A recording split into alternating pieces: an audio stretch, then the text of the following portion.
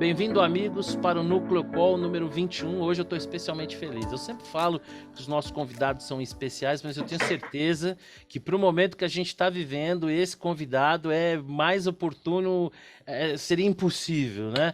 Bom, hoje nós vamos falar sobre o cenário político brasileiro e, como sempre, aqui eu procuro fazer a minha lição de casa em relação aos nossos convidados. Então vamos ver aqui se eu acertei, né? Bom, para quem trabalha com análise política, a bagagem dele não poderia ser melhor, né? Entre os anos de 2010 e 2005, ele foi assessor parlamentar na vice-presidência e na presidência da Câmara, também tendo trabalhado na liderança de partidos e até mesmo do governo, né? Em 2015, ele inicia aí a área de análise política da XP. Hoje eu tenho o privilégio de receber aqui com a gente, comentava com ele antes de iniciarmos a gravação, que eu sou fã dele, porque eu sou apaixonado por política, né? O Richard Bach. Ô, Richard, eu quero já fazer o seguinte, aqui é bate-bola, já quero emendar aqui uma primeira pergunta. Bom, eu estou no mercado desde 1986 e, salvo engano meu, até comentava isso com você, na primeira oportunidade que tivemos de estar no mesmo evento, lá na Expert, acho que foi em 2015, salvo engano meu, a XP é a primeira instituição financeira que faz uma geração própria, né, de informação da área política. Eu queria que você contasse um pouco aí dessa sua trajetória, como é que foi assumir essa área. Eu lembro que no começo você era um lobo solitário, né? Hoje já tem uma equipe, está cercada de mais gente. Eu queria que você falasse um pouquinho dessa trajetória, falar dessa área e desse desafio que é, né? Tá fazendo essa cobertura nesse momento tão polarizado. Obrigado, Marcelo, pelo convite. Eu estou honradíssimo de estar aqui falando contigo assim, 6 anos quase depois, né, dessa chegada aqui no mercado. Você desde 86 está no mercado e eu vim verde aqui, não sabia nada, rapaz, não entendia nada. O pessoal ficava falando, não, putz, spread, ação, não sei o quê. Eu não entendia nada, porque a minha vida profissional ali dos 20 aos 30, né, foi em Brasília. Então, regimento, aquelas coisas do Congresso lá, quem é quem. Isso eu sabia muito, mas no mercado eu não entendia nada. Aí eu vim e para mim foi muito enriquecedor, porque eu passei a aprender outras coisas, Ah, e né? tenha Coisas certeza novas. que para nós assessores vinculados à XP também, a sua vinda foi excelente, muito enriquecedora. Obrigado, obrigado. E é isso que você falou. Eu até ali o episódio do Joesley era eu keep, né? Porque era eu e aí assim dormir começou a virar um privilégio, almoçar começou a virar um privilégio e que a demanda cresceu muito. Você imagina? Eu entrei no final de 2015. Aí algum tempo depois teve lá o Eduardo Cunha aceitando o impeachment. Aí o STF derrubou o procedimento de impeachment. Aí passou aquele janeiro, não ia mais ter impeachment porque ele, o Jacques Wagner, tinha se acertado. Né? Aí depois o Lula é ministro, o STF vai lá, o Gilmar derruba. Aí o Moro toca a Lava Jato. Né? Aí o PMDB sai do governo, aí tem o impeachment, governo Temer, tem aquela briga lá da votação do Senado, quase que o governo ruiu naquele dia, porque salvaram a Dilma, o PSDB, enfim, estava bravo demais, o PMDB também. Então quase estourou o governo ali. Aí depois o governo se acerta, Temer começa a governar teto de gastos, aí vira, Previdência, vai, não vai, vai, não vai, vai, não vai. Aí aquela coisa, quando está quase indo, reforma trabalhista também, né? Está quase indo, vem aquele episódio do Joesley com o Temer, lá no Jaburu. Aí o mundo caiu, aí a gente olhou e falou, mas não vai dar, porque se 17 está assim, você imagina a eleição de 18, né? E eu Sim. gosto de me antecipar, assim. Aí a gente começou a montar um time. A gente falou, pô, mas não é possível, isso aqui assim, não vou dar conta, né? E a gente também tinha uma necessidade das mesas institucionais da XP de ampliar a cobertura na época para a América Latina. Hoje a gente tem cobertura de Argentina, Chile, Peru, México e Colômbia. Tanto de estratégia econômica quanto de política. Essas duas áreas ali eu cuido delas também. Então, precisou ampliar, né? E a Alemanha, assim, eleições pontuais, a gente também faz a cobertura. Nós fizemos da Alemanha, fizemos dos Estados Unidos, né? Então, começou a crescer muito, assim, e eu já não tinha mais como dar conta sozinho, mas eu tive a sorte de achar muita gente boa, né? O nosso time, hoje, ele pode ser considerado grande, e, de fato, é a primeira corretora que faz isso, e faz isso de um jeito legal, assim, porque a minha primeira pergunta para o Fula, que é o meu diretor hoje, né? Ele era o cara que ia para Brasília tentar Esteve entender aqui o que com a estava gente acontecendo, também, nos meio deu o perdidão. privilégio de estar aqui com a gente também. É uma figuraça, né? E Nossa. ele, eu tenho a sorte dele ser o meu chefe, que ele já era meu amigo antes de ser meu chefe, então isso para mim é um privilégio. E ele ia para Brasília, para meio perdidão, e eu fiquei parceiro dele lá, amigo, assim, ajudava, porque o cara ia do mercado para lá, aquela coisa de Brasília. Governo contra Eduardo Cunha, quem é que entendia, né? Então eu dava uma força, dizia, não, isso aqui é bobagem, isso aqui é importante e tal. E quando ele me chamou para vir para a XP, me perguntou se eu estava interessado, a primeira pergunta que eu fiz foi se era para ser lobista. O que, que era para fazer? Porque convite de lobby tem muito lá em Brasília. Lógico. E o que me atraiu justo foi isso, Marcelo, que a proposta não era para fazer lobby, mas era para olhar e tentar traduzir o que acontece em Brasília para o mercado, né? Para o investidor ali ele poder, enfim, pragmaticamente olhar o que a gente escreve, olhar a pesquisa, olhar as coisas que tem de conteúdo e olhar e dizer, bom, o mercado vai reagir de jeito A, B, C, então eu vou posicionar minha carteira assim. Até porque, sim, se tem gente trabalhando no Brasil nos últimos anos, é analista político, eu posso dizer por experiência Ah, não própria, tenho dúvida disso. mas, rapaz, assessor de investimento também corta um dobrado ali, porque o Brasil não dá descanso, Olha, né? eu tô Então, no mercado desde 86, essa barba branca não é pintada, viu? não é à toa, né? Não, não é não. Tá ali, tá ali. Tem uma do Sim. Joesley, tem uma da Dilma, Há várias, né? tem bastante coisa Quando ali. você Cris acha da que você já Rússia. viveu tudo, vem uma pandemia e dá uma paulada na sua cabeça. Sabe que foi o maior erro que eu cometi, assim, eu acho que de análise foi no começo de 2020, que a gente estava olhando o que, que ia ter no ano, né? Aqueles materiais que você produz no começo do ano, e diz, ah, não, esse ano vai ser mais tranquilo, porque tem eleição municipal, então mata metade do ano, e o governo com o Paulo Guedes ali vai tentar votar a agenda dele no primeiro semestre. Então, primeiro semestre tenta isso, segundo semestre morreu. Rapaz, vem uma pandemia global, assim, então É. nunca é tranquilo, né? Quando você acha Não, que vai dar nunca uma é tranquilo, é respirada. verdade. Olha, esses dias eu estava listando as crises pelas quais passei. Eu comecei no mercado em 86, então no meu primeiro ano eu peguei moratória do Brasil e o Black Monday lá, né, o crash da Bolsa de Nova York. E desde então as crises se sucederam e a gente vem aí sobrevivendo. E imagino que não seja fácil a função de um analista político, especialmente num cenário complexo como é o brasileiro, né, que tem essas peculiaridades, essas idiosincrasias, né? Esse pluripartidarismo caótico que a gente tem. Então, eu imagino que não deva ser fácil. Inclusive, você falou uma coisa interessante. Eu vivi ciclos de mercado e eu lembro quando eu comecei, né? Nós não tínhamos internet, nada disso. Então, a gente passava esperando o que ia sair no final de semana, né? Então, a política e a economia estavam muito misturadas, né? E depois de um certo tempo, parece que houve uma certa dicotomia. A gente ficou meio anestesiado. Eu acho que esse processo começa ali depois do impeachment do Collor, e é como se a economia e a política transformassem em duas coisas distintas. E de uma certa maneira, até no exercício da nossa cidadania, a gente abriu mão um pouco disso. E aí o Uhum. resultado foi aquele que a gente viu, deu no que deu. E hoje, de novo, né, a economia e a política vivem uma simbiose, né? Elas andam para e passo, como deveria ser, né? Como deve ser. E eu quero aproveitar aqui e já emendar aqui efetivamente a minha primeira pergunta para você. Bom, eu acredito que ao longo desse ano, pelo menos no cenário político, talvez a gente tenha um divisor de águas que foi o 7 de setembro, né? Antes do 7 de setembro, a fervura vinha subindo, né? E nós chegamos ali no limite no 7 de setembro, né? Onde houve uma manifestação bastante relevante, significativa. Acredito que parte dos manifestantes estavam ali se posicionando contra decisões do STF, parte deles também apoiando o presidente. O fato é que ali, né, eu creio que foi o auge, aquele discurso bastante enfático do presidente, e que logo depois ele recua um pouco. A sensação que eu tenho, e aí eu queria ter a sua impressão, que é a seguinte, ali naquele movimento do presidente de levar no limite e recuar, pode ser que não, que tenha tido algum tipo de contrapartida. Por exemplo, o TSE criar uma comissão mais ampla, dar acesso ao representante do Ministério da Defesa, né? O próprio fato de, normalmente, o código-fonte das urnas é aberto 6 meses antes da eleição, dessa vez 1 ano. Então eu quero fazer a seguinte pergunta para você. Você acredita que em algum momento, de fato, nós vivemos um risco concreto de ruptura institucional? E a segunda pergunta é o seguinte: dado vamos dizer, esse freio de arrumação, o que parece ter sido essa acomodação de forças, você acha que a gente vai entrar num processo eleitoral que vai ser um tom elevado, dada a polarização, e nunca é diferente disso, talvez até um pouco mais, mas você acha que, de uma certa forma, as partes entre si se acertaram e a gente vai ter uma condução de um processo eleitoral mais dentro da regra do jogo, ainda que com uma disputa bastante acirrada?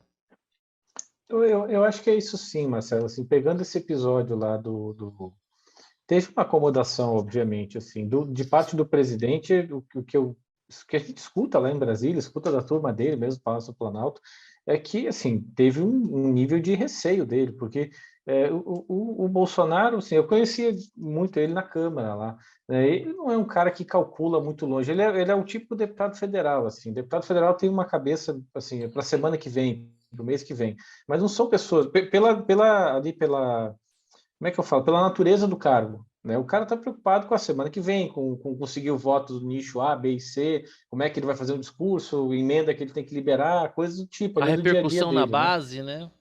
Exato, mas é tudo muito mais imediato, assim. Então a cabeça dele é mais ou menos assim, continua sendo. Porque, enfim, você faz uma coisa há 30 anos, como é que vai ser diferente? Tem que ser desse jeito, né?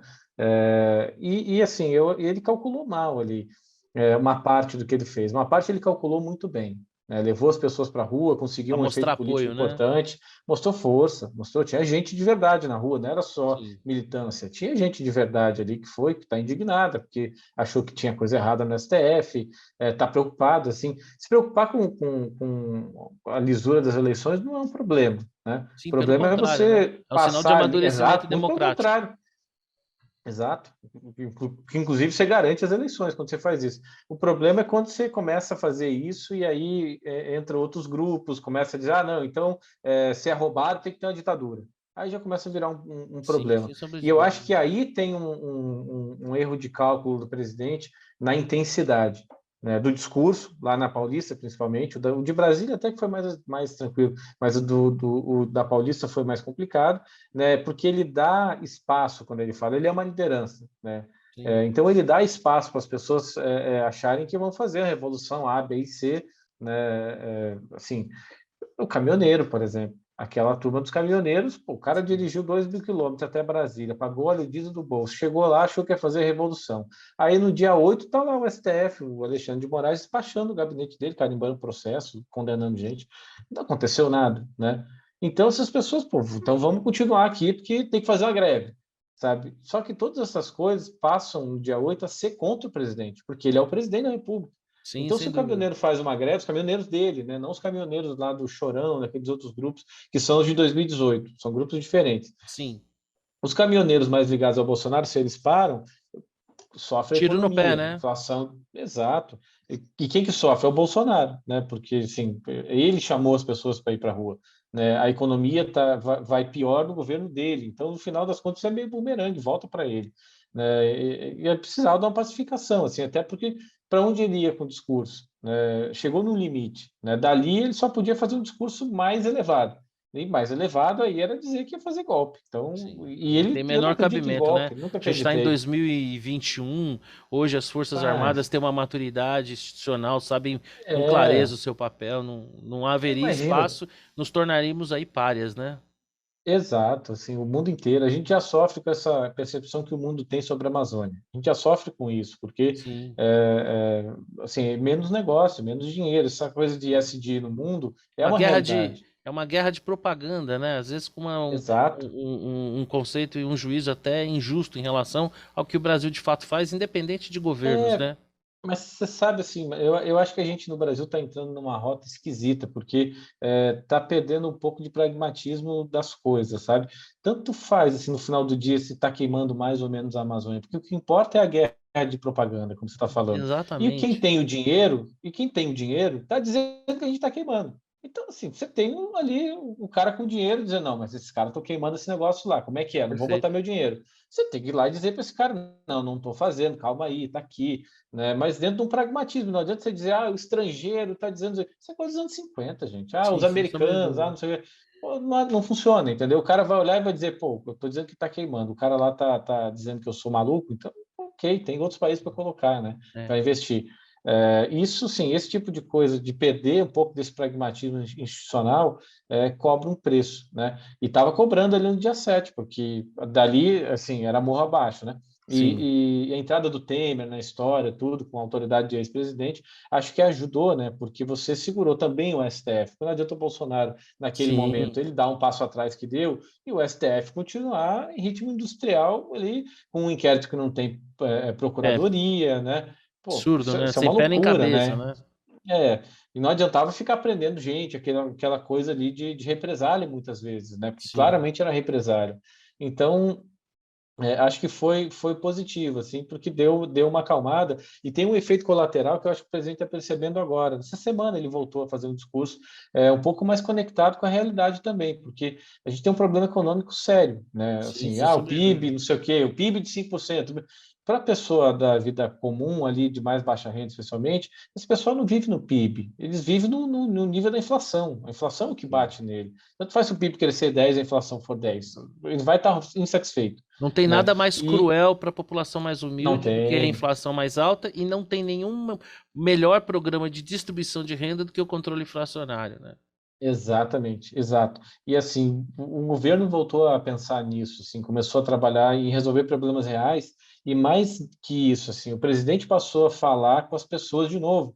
Vai lá em BH, inaugura o metrô, vai nas regiões, fala um pouco dos problemas reais, porque a gente via assim, nossa pesquisa mensal ali, e nas pesquisas Qualy também que a gente costuma fazer, sabe, as pessoas, especialmente mulheres, tá? Estavam muito indignadas, porque olhava e dizia, pô, eu estou indo no mercado todo mês e não consigo comprar as coisas que eu comprava no mês passado. Aí você olha para Brasília e o presidente está falando de voto impresso. Sim, era um descasamento muito grande do problema da vida das pessoas com a pauta do governo, né? Então, tirar isso da frente e o presidente se reconectar, eu acho que isso até pode ajudar ele nas pesquisas, né? Porque ele tem Isso que sofrido. você falou é muito interessante. Tem uma versão pocket do Príncipe de Maquiavel com Ah, anotações de Napoleão Bonaparte, é muito boa. sim, E lá num dos determinados ensinamentos de Maquiavel, ele diz o seguinte, né? Quando você conquista um lugar, você extermina a elite dirigente e interfere o mínimo possível na vida das pessoas, porque elas não estão nem aí, né? Para quem está governando elas. O que exatamente. elas querem é viver a vida delas, né? Aí o Napoleão Bonaparte escreve alguma coisa do tipo, não posso me esquecer disso, né? A grosso modo. Então Não esquecer. é exatamente isso que você falou, né? Voltar a Rapaz. atenção e a prioridade e a comunicação para aquilo que de fato, porque eu diria assim, sem hesitar, se me perguntassem qual é para você o ponto mais frágil do governo, seguramente comunicação, né? Esse governo se Nossa, comunica demais. muito mal, muito mal. Eu acho que aquela impetuosidade do Bolsonaro, que essa intuição que de certa maneira fez ele quebrar ali uma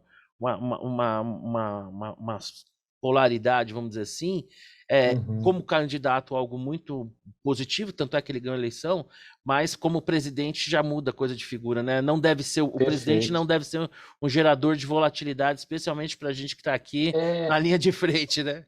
e isso tem um efeito, assim, Marcelo, eleitoral, né? Você veja o Lula, assim, ele não precisa falar nada, sabe? O Bolsonaro ocupa toda a faixa, positiva e negativa. Ele está Sim. ele tá nas notícias boas, está na notícia ruim, é tudo sobre Bolsonaro. O Lula, assim, Esse silêncio não precisa se não é à toa, desgastar. né? Ele não é bobo, né? O Lula é esperto, ele não precisa se desgastar. Para que que ele vai para a vitrine? Assim, agora, sexta-feira, vai dar uma coletiva, depois vai desaparecer até o fim do ano. Porque para que que ele vai se desgastar se o Não Bolsonaro foi, está na não vitrine foi nem levando na pancada? não foi nem na manifestação do próprio Não, partido, né? mas não É um vai. Para fenômeno que que interessante. vai? Exatamente. É, Ganharia o que com isso, né? exato. Não tinha nada positivo para ele ali. E O até porque Rich, tinha, assim, foi meio micado, né? Não tinha tanta gente totalmente, assim. Um né? E, negócio. aliás, foi interessante você falar sobre isso, porque alguns dos temas aí que eu pretendo tocar com você daqui para frente. Bom, desde a redemocratização, o PT sempre esteve no segundo turno, né? Algumas eleições ganhou, algumas eleições perdeu, mas ele sempre esteve no segundo turno. Acho Quando pouco, teve, né? acho exatamente quando teve. Acho pouco provável, né, que não venha a estar novamente. Por É, outro lado, um presidente no cargo com a força da máquina, com o peso da caneta, também é muito pouco provável que sequer que não consiga chegar num segundo turno. A minha pergunta é, considerando que nós temos esse cenário tão polarizado e que não há nada que nos aponte que ele vai ficar menos polarizado que está, aliás, ao contrário, muito provavelmente, quanto mais próximos da eleição nós tivermos, mais essa polarização vai se acender. A minha pergunta é a seguinte: existe, né, esse discurso de se tentar buscar uma terceira via, talvez o governador Eduardo Leite, agora o nome do Sérgio Moro, que parecia ter esfriado, começa a ser requentado. A minha pergunta para você aí, e eu sei que não é uma pergunta simples, mas vamos correr um risco aí, você entende como provável o surgimento de uma possível terceira via, de tal forma que venha a ser relevante a ponto de tirar uma dessas duas partes que são favoritas ao segundo turno? Marcelo, a priori não. Está sendo muito objetivo. Acho que não. Acho que ninguém tem tamanho suficiente para barrar Bolsonaro ou Lula, porque é isso que você falou. O Lula, assim, lembrando, começando do Lula e partindo para os outros, assim, porque olhando a posição na pesquisa, né? O Lula, ele vai cair. Assim, o que ele tem hoje nas pesquisas não é real, mas é fruto disso. Assim, ele não tem desgaste, então ali o antibolsonarismo vai todo para ele, né? O Bolsonaro se desgasta todo dia, porque inventa pautas contra ele. E aí as pessoas que rejeitam o Bolsonaro veem o Lula, ponto final. Acho que o Lula perde um pouco do que tem e o Bolsonaro passa a ganhar um pouco mais de votos, essa coisa ali deve ter alguma alteração nessa dinâmica, mas eu acho que não é o suficiente para botar o terceiro cara aí no segundo turno. Por quê? Porque a gente tem que lembrar que o Lula passou no segundo turno de 2018, 46 milhões de votos, né, para o Não é pouca Haddad, coisa. que ninguém lembra, rapaz, quem é mais que uma Argentina. E ninguém lembra mais do Haddad hoje, assim, ele está forçando a barra para ser candidato ao governo de São Paulo, assim, e para perder a eleição, porque óbvio que não vai ganhar, mas ninguém lembra assim do Haddad. Não era uma figura nacional, um cara hiper consolidado que O não, pessoal não peraí, sabia que nem ele tinha falar o alunos nome na FAP. dele, né? No Não sabia Nordeste o falar o pessoal nome, falava era Andrade, né? Andrade, era Andrade. Então eu acho difícil assim que o Lula e ele estava preso, sem acesso à mídia, sem fazer campanha, sem nada. Ele nesse negócio ele é muito efetivo. Lembra de 2014, que a Dilma estava perdendo a eleição para Aécio, ele não fez campanha para Dilma no primeiro turno, porque estava bravo, queria ser o candidato. No segundo turno, para não perder, ele entrou em campo e virou a eleição, desvirou a eleição. Né? O Lula, nesse negócio, ele sabe fazer, assim, pode gostar mais ou menos dele, sim, você pode ter a opinião que quiser. Sim, sem A sombra única de opinião que dúvida. não vale sobre o Lula é que ele não sabe disputar a eleição. Até Não, porque ele é um disputa, líder assim, carismático, indiscutivelmente. desde os anos 80 ele está fazendo isso, então, nem que seja pela repetição, né? Ele sabe o que está fazendo. Assim, e nesses times eleitorais ele é muito bom, né? Então ele sabe ali o que está fazendo, né? Está consciente, assim, do jogo que está jogando. O Bolsonaro, eu acho que ele é difícil. Eu nunca achei assim, via muita gente falando, não, vai bater 10%, vai derreter. Nunca achei isso, rapaz. O Bolsonaro começa a bater 23, 22, é um negócio duro, duro, duro, assim, não desce. Ele tem uma militância que é real, que é militância conservadora, que não necessariamente está preocupada com as questões econômicas do governo ou com a comunicação do governo. Esse 20% ali acha que a comunicação do governo é boa, sabe? Porque o Bolsonaro vai lá, esculhamba fala de arma, fala de não sei o quê, que é isso que as pessoas que estão dentro desse espectro querem ouvir, sabe? Então não tem nada que a terceira via diga que pode atrair esse pessoal, sabe? E E eles não vão a lugar nenhum, assim. eu particularmente também tenho essa sensação, até porque eu acho que a terceira via, né? Porque eleições em dois turnos, o que define é rejeição, né? A gente não É, escolhe o é o candidato, veto, né? é o veto. E eu acho que o que inviabiliza a terceira via, primeiro é o erro estratégico de se colocar contra o Bolsonaro, quando na verdade deveria se colocar contra o Lula, porque o PT tá lá, sempre esteve. E a segunda coisa também que eu penso é o seguinte, né? Esse candidato do meio, de certa maneira, ele tem uma rejeição dupla, né? Dos extremos. Então é Exato, muito exato. difícil furar isso, né? Muito Eles difícil. não conseguem romper o paradoxo ali, o dilema que eles têm é esse, assim, se eles atacam a turma do Lula, eles colocam muita direita e aí não tem chance de ninguém Tá da aí, mais vermelho votar. Se tá aí eles o batem no resultado. Bolsonaro, eles fecham o caminho com a militância mais de direita. Então, eles estão numa situação... Tá aí o E tem umas coisas resultado interessantes, pífio, né, assim, do Alckmin na última eleição, né? O que resultado do esvazia para o Alckmin foi polo. exatamente isso, né? E tem essa coisa, assim, ser um cara que lê política, você gosta disso. O Brasil não é assim, o Brasil está polarizado. O Brasil sempre foi polarizado, Sim, sempre foi violenta a campanha no Brasil. A política no Brasil sempre foi violenta.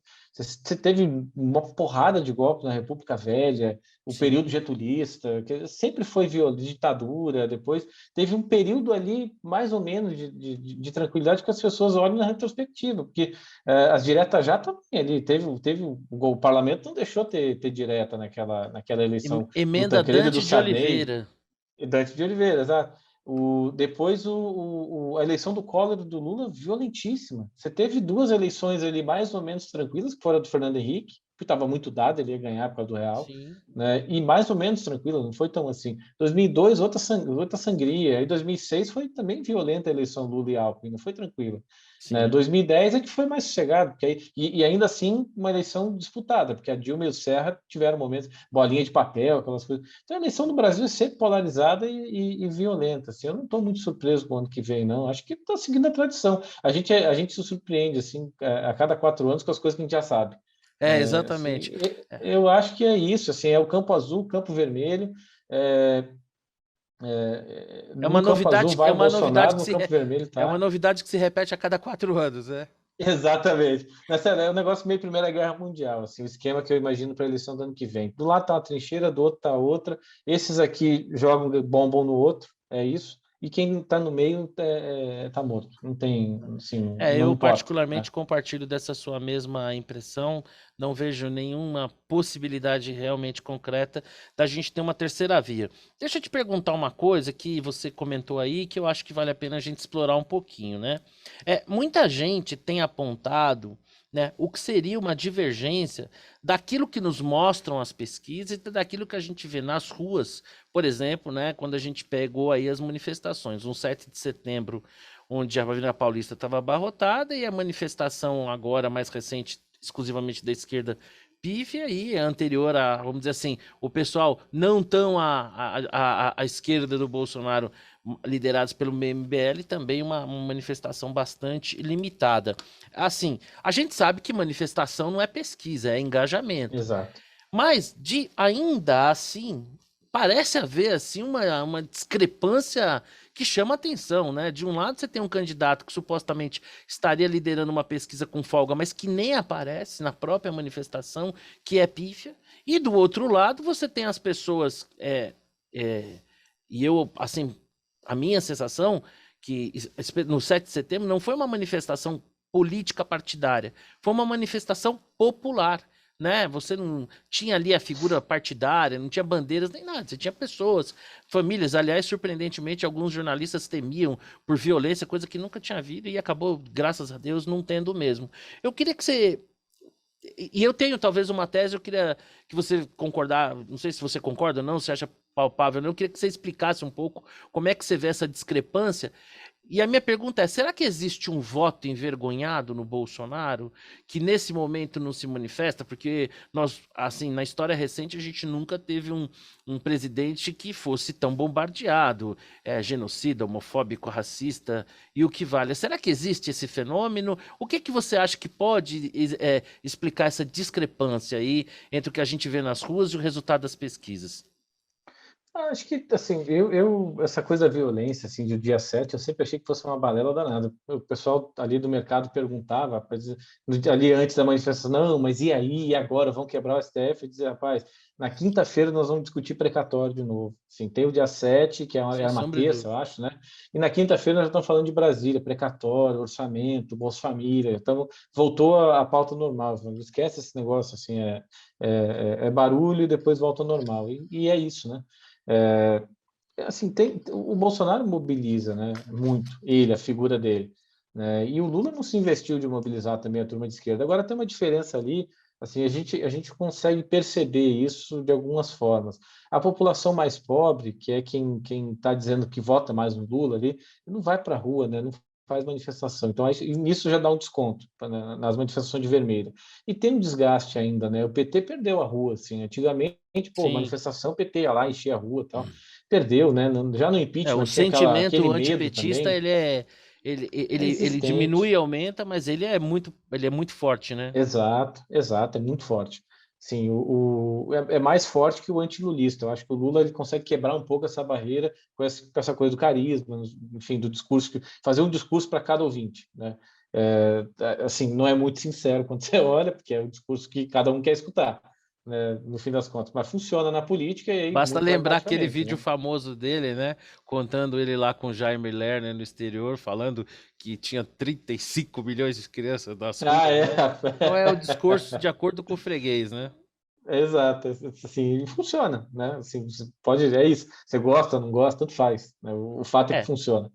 hoje, Mas assim, mas desculpa, Marcelo. perdão, não, A não, perdão. diferença, a diferença que eu vejo é que o Bolsonaro consegue botar a gente na rua e mobilizar muito mais, e o PT perdeu isso já no impeachment da Dilma, tinha aquela história do MST, vai chamar exército vermelho. Não tem exército vermelho nenhum, não tem nada, assim, é uma desorganização braba, né? Não estava todo mundo, a gente fala com o pessoal do PT, fala com o pessoal do PSB, dos partidos ali de esquerda, não estava todo mundo comprado nessa ideia e faltou o Lula chamar, né? Assim, faltou o Lula se mobilizar, chamar as pessoas, dizer, ó, tem que fazer, tem que botar muita gente lá, né? Ele não fez isso, assim, não teve investimento pessoal dele para fazer, até porque sabia que se fizesse tinha esse risco de não ter muita gente e ele ia pagar o mico, né? Então se escondeu, mas ele confia nesse voto de grotão, né? Pequenas cidades, as pessoas mais pobres, quem tem memória do governo dele, que gostava, comprou a moto, trocou de fogão, comprou a geladeira, né, na primeira década ali desse século, assim, ele tem voto desse pessoal. E essas pessoas não vão para a rua, assim, não fazem manifestação. Até porque é um pessoal que está preocupado para pagar a conta de luz no fim do mês, né? E não Exatamente. assim, tem nem dinheiro para pegar um ônibus e ir lá para Paulista, levantar a bandeira. É, nós E temos essa vários coisa, Brasis, né? São Paulo e Paulista muitos. é um Mas Brasil você muito citou diferente do resto, né? mas você citou um ponto ali também primordial, tá? Nas manifestações do Bolsonaro não eram partidárias. As do MBL não dá para falar muito, porque é aquela coisa meio deles, ali, água com açúcar, que não atrai. Não adianta. Ali, é o reflexo do que é a terceira via, né? Assim, a quantidade de gente. Não é uma coisa meio, sei lá, elite paulistana, meio rococó, assim, um negócio Hum, esquisito. Bem por aí. Isso. Assim, o discurso é fraco, sabe? Assim, não tem substância, né? Mas tem uma coisa que você citou que é fundamental, assim, as manifestações de esquerda, elas são muito partidarizadas. Então, pô, o cara quer votar no Lula, mas não gosta do PT, não vai, sabe? Vai lá jogar coisa, assim, não vai, né? É, as do dia 7 não eram partidárias, então não tinha um partido chamando, sabe? Usou de uma indignação que é para além do bolsonarismo, né? Não é muito além, não, tá? Não é muita gente para além do bolsonarismo, mas é a gente além do bolsonarismo, né? Mas usou ali da figura do presidente e das bandeiras dele, né? Que é coisa muito mais importante do que você chamar por causa de um partido A, B ou C, né? Quando você, eu assim, quando teve manifestações de estudantes, lembra, no primeiro ano do governo, porque o Paulo Guedes falou alguma besteira, o outro ministro da Educação, aquele Vélez, também falou alguma bobagem, das universidades federais, e aí era estudante de verdade, não tinha partido, não tinha nada, o pessoal ficou bravo, que ia cortar a verba, que não sei o quê, que estava intervindo nas universidades, e foram para a rua, fizeram uma bagunça danada, assim. E aí, quando começou a ter balão da CUT, bandeira do PT, bandeira disso aqui, eu lembro que na época eu escrevi um relatório para os nossos clientes dizendo, ó, esquece, isso aí vai morrer, porque começou a partidarizar o cara que é comum, e esse cara vai votar no Lula, não vai votar no Bolsonaro, né? Mas esse cara não quer o PT lá, né? Não adianta, assim, botou o PT, botou bandeira de sindicatos, não sei o quê, e aí começa a espalhar as pessoas normais, porque os partidos de esquerda eles não entenderam ainda que o É, mundo mudou, sabe? As pessoas e- não necessariamente querem ser carimbadas com, não, eu sou um cara, assim, de centro-esquerda, sei lá, né? Esse cara não quer um carimbo, sabe? De não, eu sou de centro-esquerda, então tem que ser do PT, tem que ser do PDT. Não, o cara não está nem aí para partido, sabe? O enfraquecimento dos partidos é uma realidade, assim. E o isso. mundo de redes sociais, tudo isso favorece, né? Em vez de favorecer os partidos, favorece o enfraquecimento deles. Então, e eles não entenderam isso, são muito analógicos, né? E uma outra coisa que você perguntou do shame vote no Bolsonaro, acho que tem algum. Tinha em 18, a gente conseguia ver isso, evidentemente, nas pesquisas, né? Acho que a gente ainda não está vendo agora. Tá tão shame que o cara tá quieto esperando para ver, até porque é o voto um pouco do Orflex ali, né? Se for um Eduardo Leite, esse cara vota no Eduardo no primeiro turno e para ficar com a consciência tranquila, e aí no segundo turno ele vai lá e veta, né? Mas acho que tem muito disso, assim, do Perfeita cara que essa quer tomar um definição. Dorflex no primeiro turno, Perfeito. Só né? para dizer assim, ó, eu não votei nele. Exato. Mas o cara vai votar no Bolsonaro, assim, e esse mesmo cidadão, se o Eduardo Leite tiver lá, aí é 2018, como você citou, Alckmin. Se lá em setembro, 15 de setembro, a terceira via, o cara mais bem colocado tem 10%. Esvazia e vota no Bolsonaro, Foi mais ou né? menos o que Quem for aconteceu com o ali. Amoedo, né? Acho que boa parte do eleitorado que É, entendia ali no Amoedo uma alternativa, na reta final, ó, não vai adiantar nada eu votar nesse cara no primeiro turno, é. deixa eu já E o é, Alckmin? Exatamente, o Alckmin também Muito foi um forte. fenômeno assim É, absurdo, né? Quer dizer, com a quantidade, com o tamanho do partido, com a quantidade de tempo na televisão, né? Acho que é, subestimaram muito o poder das redes sociais, né? E foi assim um muito. resultado Nossa. pífio, né? Não, Impressionante, mesmo para quem já imaginava que o resultado seria ruim, acho que não conseguia imaginar que pudesse ser assim tão ruim, né? Deixa eu, mas isso explica a Marina também, viu, Marcelo? Porque a sim, Marina teve menos votos que o Daciolo. exatamente, Porque uma o coisa, glória a Deus. glória a É, Deus. mas assim, é isso. O eleitor da Marina, que já era um eleitor do PT lá atrás, voltou para casa, né? Olhou e falou: Ih, rapaz, tem que votar logo no Haddad aqui, senão o Bolsonaro vai ganhar no primeiro turno, né? Só o Ciro conseguiu segurar ali um eleitorado e ainda assim, nos últimos dias, deu uma balançada porque o PT foi para cima dele, né? Exatamente. E a E no resposta segundo veio no turno ele segundo deu o turno, né? troco. Exato, foi para Paris. Mas sabe que você falou uma E coisa dos partidos, só que eu lembrei aqui que me lembrou muito o que aconteceu em 2013, né? Em 2013, num combustão espontânea, as pessoas é, foram para as ruas e aí quando aparecia de um bandeira de um partido, o pessoal ia para cima, né? Porque, tirava, né, tirava. organicamente, foi isso, isso, acho que É, denota bem isso que você descreveu aí da fragilidade dos partidos, né? Essa desconexão que teve com a sociedade. Deixa eu te falar uma coisa, Richard. Puxa, é incrível, né, cara? Nosso tempo tá voando. Enquanto o papo é bom, é assim mesmo, né? Nem parece. Eu vou aqui para nossa reta final, né? Vamos deixar a eleição um pouquinho mais para frente e vamos voltar tá. aqui para aquilo que parece ser mais urgente, especialmente para nós que estamos aqui na linha de frente, esperando que o país avance, né? Em medidas que são muito importantes, né? A gente vem aí numa sequência de medidas relevantes, né? A questão da reforma da Previdência, os marcos legais, a autonomia do Banco Central, medidas que se somadas, eu acho que elas vão gerar efeitos muito positivos ao longo do tempo, mas nós temos duas grandes pendências aí, que é a reforma tributária administrativa, acredite você, em 1986, no meu primeiro ano de mercado, eu já ouvia falar dessas três coisas. De reforma da Previdência, o sistema naquela ocasião tinha 15 anos já e a gente já percebia que a demografia do país ia mudar, e finalmente tivemos uma reforma da Previdência, que eu acho que no final das contas foi até com um resultado positivo, até surpreendente, acima das Sim. expectativas, né? Mas agora a gente tem essas duas aí que finge que vai, mas não vai e volta. Eu queria a sua impressão. Será que a gente consegue encaminhar essas reformas ainda esse ano ou se perder o time, ano que vem a eleição e seja o que Deus quiser? Qual que é a sua impressão? Começando daqui está morta, administrativa não tem muita condição de ir. A gente fala na Câmara todo dia. Ontem o pessoal do nosso time estava lá, o Paulo e a Júlia no Congresso, e não tem, assim, tá muito morta, sabe? 2022 está contaminando muito também, né? Então ninguém quer brigar muito. Aí você briga, aí o sindicato vai lá, ou pode ter uma greve, alguma coisa assim. Então ninguém quer avançar muito com isso lá no Congresso. Acho que tem mais chance em 2023, o novo governo, né? Ou o Bolsonaro reeleito, ou sei lá quem vai ser o presidente, mas por ser o primeiro ano do próximo mandato, acho que tem mais chance, né, de avançar, de renegociar ali o texto e avançar com ela. O tributário é a mesma coisa. O Senado quer votar, eu estava vendo agora que, antes de tomar o banho de chuva e conversar, para poder chegar aqui para a gente conversar, por isso está tudo molhado aqui. Mas eu ouvia o relator, lá, o senador que relata a 110, e ele está tentando votar no Senado agora em outubro, mas é muito difícil, porque também é muito complexo, né?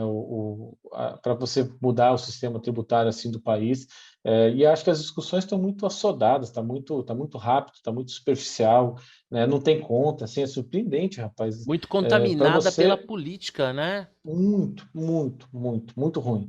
E não tem conta, né? Assim, eu parto do princípio que para você fazer uma reforma tributária, você tem que ter uma conta objetiva de quem ganha e quem perde, porque senão começa a ter o que a gente vê hoje. O governador A levanta e diz: Não, mas eu vou perder a arrecadação. E não tem uma planilha de ninguém para dizer: Não, mas você não vai, tá aqui, ó. Esse Né? embate Assim, a do tua Lira e do arrecadação é Dória essa. é absolutamente ilustrativo do que você está falando, né? Exato, exato, exato. Porque um acha que ganha, o outro acha que perde e ninguém apresenta uma conta, né?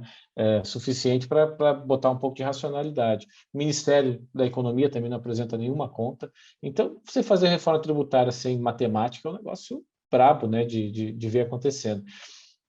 Então, o Senado pode até votar, mas eu duvido muito que a Câmara toque essa proposta da 110. Então, acho que fica congelado para 23 também.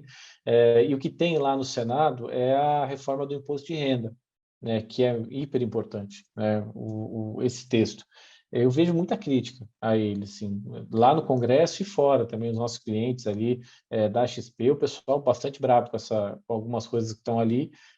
O texto, aí falando como ex-técnico lá do Congresso, o texto é mal feito, é mal escrito.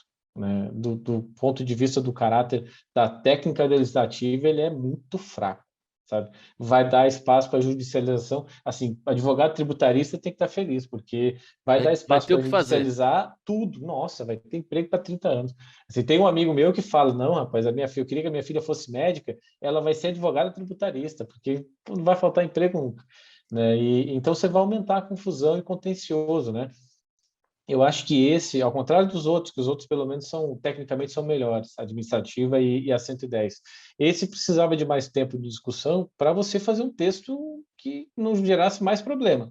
Né? Uma outra coisa de problema desse texto é que você, assim, enorme insegurança. Outro dia eu fazia uma reunião com a Câmara Francesa, né, de comércio, indústria, Câmara Brasil-França.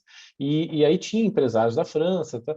Pessoal que investe aqui no Brasil, da Total, lá da petroleira, e eles não sabem se essa reforma for aprovada, eles não sabiam como calcular o imposto do ano que vem. Aí você imagina a petroleira, a Total, a petroleira global, não sabe como calcular o imposto dela, que imposto que ela tem que pagar no Brasil, para o ano que vem, Não, para o é ano que vem é daqui realmente menos de 3 meses. você Então, ter ela Você tem uma só faz iniciativa em confusão. escala, né? Com esse arcabouço que nós temos, é algo. Não, é muito fraco. E cria, né? Faz com que o Brasil se torne um ambiente inóspito, né? Ao empreendedorismo, né? Em É, quaisquer escala, né? Então, realmente são não parece reformas. sério, né? E são realmente reformas que precisam avançar, né? É incrível, né? Porque a gente que tem um pouco mais de experiência de vida, a gente sabe o potencial que esse país tem, né? Nossa Senhora. É muito triste a gente ver que, por conta da política, dessa disputa mais comezinha, a gente não tem, assim, na vida pública, homens com espírito mais republicano que pensassem um país mais a médio e longo prazo e o quanto que a gente pode, né? Avançar, crescer, fazer do Brasil, por conta de um crescimento, um país menos desigual. Richard, cara, assim, eu Só para tô. fazer uma conta aqui, Claro, mas só para fazer uma não. conta contigo. Você falou que em 86 o sistema tinha 16 anos e você ouviu falar de reforma da Previdência. Sim, A já se reforma da falou. Previdência saiu, o primeiro texto de reforma da Previdência mais sério, né? O Fernando Henrique, Lula, Dilma, todos fizeram alguma coisa. Mas a reforma mesmo, foi pensada em 2016, para ser votada em 2019. Sim, Então, assim, o que você está falando é completamente real, porque se tivesse feito em 86, você não tinha que discutir agora, desse jeito que sim, teve que sem sombra de discutir, de dúvida, qualquer né? maneira, assim, para salvar o país, sabe?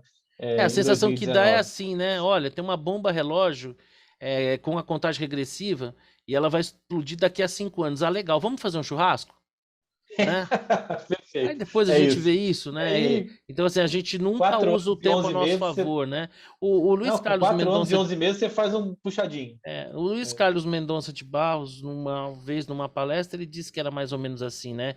Que o Brasil, para corrigir suas graves distorções, ele tem que se deparar com um penhasco, né? Com um É. desfiladeiro para poder o pessoal acordar. Vamos torcer que no futuro não seja assim e que as próximas gerações que parecem mais conscientes numa série de campos também consigam nos entregar um país melhor, né? O teto de gastos foi isso e foi isso, assim, estava indo por um problema fiscal gigantesco, insolvência, essa coisa da dominância fiscal. Aí inventaram Perfeito. uma regra super, super profissional, sabe? Não, então vamos fazer um teto de gastos aqui e deu credibilidade de novo para o país. A Petrobras, né? Tá quebrando a Petrobras. Ninguém queria comprar ação, desvalorizada, a companhia cheia de problema. Então criaram uma série ali no governo do Temer, principalmente, uma série de recuperações ali na legislação para que a Petrobras fosse competitiva e sanada. E hoje é muito mais difícil você fazer.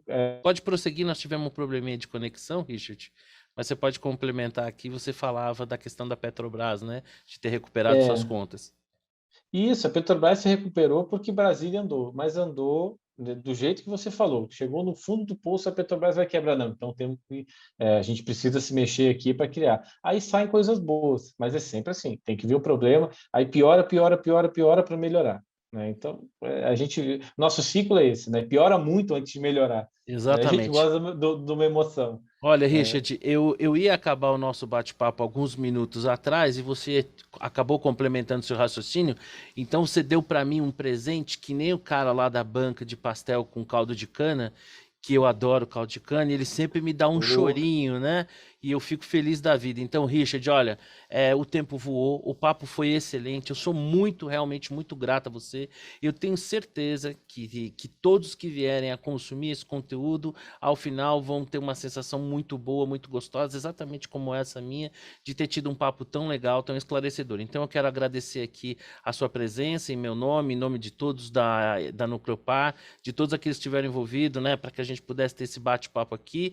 Assim, já fica o convite, nós vamos ter que nos falar mais vezes, oh. porque o ano que vem promete. Então eu quero realmente agradecer muito pela sua presença.